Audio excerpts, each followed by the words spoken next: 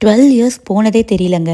ஆமாம், இது எங்களோட 12th வெட்டிங் ஆனிவர்சரி. நானும் என் ஹஸ்பண்டும் மீட் பண்ணி 2 இயர்ஸ்லேயே கல்யாணம் ஆயிடுச்சுங்க.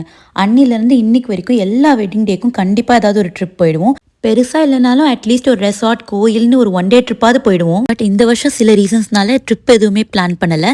ஸோ உள்ளூர்லேயே எங்களுக்குள்ள ஒரு குட்டி செலிப்ரேஷனாக முடிச்சுக்கிட்டோம். ஒர்க்கிங் டேங்கிறதுனால ஸ்கூல், ஆஃபீஸ் வேலையெல்லாம் முடிச்சுட்டு ஈவினிங் கோயிலுக்கு போயிட்டு அப்படியே டின்னர் போகிறது தான் பிளான்.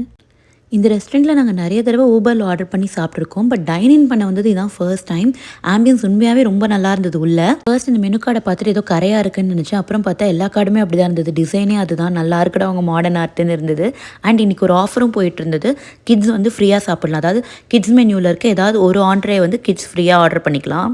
லக்கிலி நாங்கள் ஆர்டர் பண்ண டிஷ்ஷஸ் எல்லாமே ரொம்ப நல்லா இருந்ததுங்க.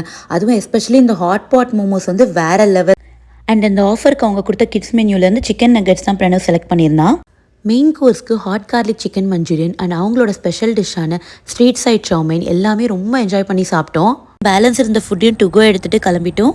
அவ்வளோதான், இன்னொரு வீடியோவில் பார்க்கலாம். தேங்க்யூ ஃபார் வாட்சிங்.